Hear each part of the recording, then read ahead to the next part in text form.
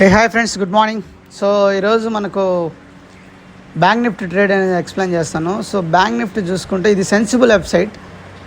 So bank Nifty నేను 5 minutes time ఫ్రేమ్లో చూస్తున్నాను. 5 minutes టైం ఫ్రేమ్లో చూస్తే మార్కెట్ గ్యాప్ అప్ ఓపెన్ అయిన తర్వాత గ్యాప్ డౌన్ ఓపెన్ అయిన తర్వాత మార్కెట్ అనేది సపోర్ట్ జోన్ నుంచి ఒక్కసారిగా పైకి వెళ్ళిపోయింది. సో ఫస్ట్ 5 minutes క్యాండిల్లోనే మార్కెట్ మంచి మూమెంటం ఇచ్చింది, బట్ అది మనం క్యాప్చర్ చేయలేము.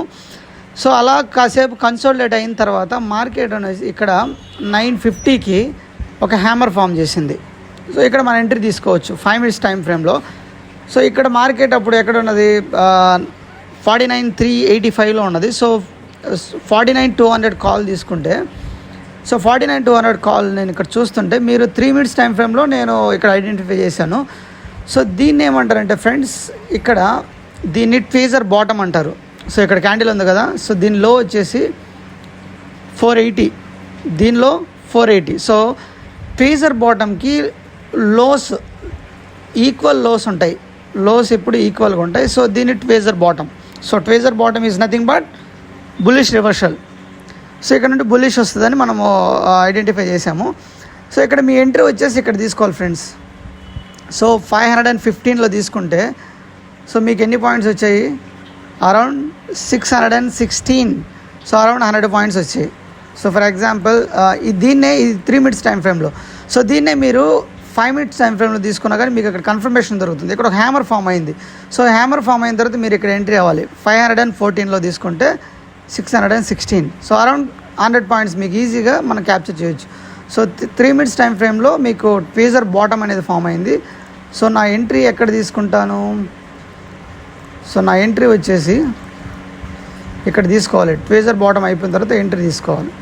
సో స్టాప్ లాస్ లో ఎక్కడ, ట్వేజర్ బాటంలో ఇది. So stop loss around 32 points. Risk to reward కొంచెం ఎక్కువే, 32 పాయింట్స్ పెట్టి మనం చేయాలన్న రిస్కే. సో ఇక్కడ మీరు స్టాప్ లాస్ పెట్టుకోవాలి.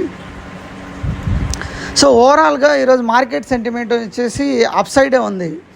సో మీరు ఇంత స్టాప్ లాస్ పెట్టుకోవాల్సిన అవసరం లేదు, ఎందుకంటే మీరు క్విక్గా కూడా ఎంట్రీ అవ్వచ్చు. సో ప్రైస్ అనేది ఇక్కడికి కిందకి పుల్ బ్యాక్ చేయడానికి ట్రై చేసింది, కానీ ఇక్కడ రిజెక్ట్ అయ్యి పైకి వెళ్ళింది. సో స్టాప్ లాస్ ఇది పెట్టుకుంటే మీరు టార్గెట్ ఇక్కడ పెట్టుకోవాలన్నమాట.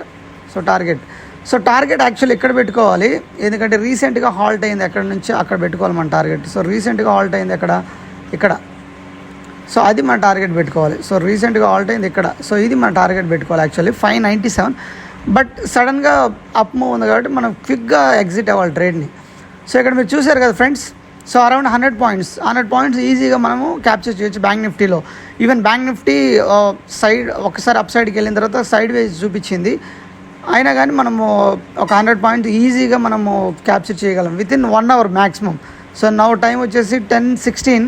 సో 9:15కి మార్కెట్ ఓపెన్ అయితే 10:16, 1 hourలో మనం ఈజీగా 100 పాయింట్స్ క్యాప్చర్ చేయొచ్చు. సో ఇది ఈరోజు ట్రేడ్. సో ఎలా అనిపించిందో మీకు వీడియో నచ్చితే లైక్ చేయండి, అలానే మన ఛానల్ని సబ్స్క్రైబ్ చేసుకోండి. సో మీకు ఏదన్నా కొన్ని ఐడియాస్, కొన్ని స్ట్రాటజీస్ ఏదైనా ఉంటే మన కింద కమెంట్ సెక్షన్లో కమెంట్ చేయండి, మన ఛానల్ ఫాలో అయ్యే వాళ్ళు నేర్చుకుంటారు. సో ఇలా ఉంది. So at the same time నేను ఆ ట్రేడ్ ఎందుకు తీసుకోవడానికి రీజన్ ఏంటంటే, సో ఇక్కడ మనము ఓపెన్ ఇంట్రెస్ట్ చూస్తే ఆ టైంకి కాల్ సైడ్ ఎక్కువ ఉన్నది, కాల్ రావడానికి. పుట్ రైడర్స్ ఎక్కువ ఉన్నారంటే కాల్ వస్తుందని దానికి అర్థం. సో ఇది ఫ్రెండ్స్ ఓవరాల్గా. సో ఓపెన్ ఇంట్రెస్ట్ చూసుకోవాలి మీరు, అలానే అట్ ద సేమ్ టైం మీరు ఆర్ఎస్ఐ కూడా చూసుకోవాలి. సో ఆర్ఎస్ఐ చూసుకుంటే మార్నింగ్ ఆర్ఎస్ఐ లోలో ఉన్నది. సో ఆబ్వియస్లీ మార్కెట్ అనేది పైకి వస్తుందని మనకు ఒక ఐడియా ఉంది.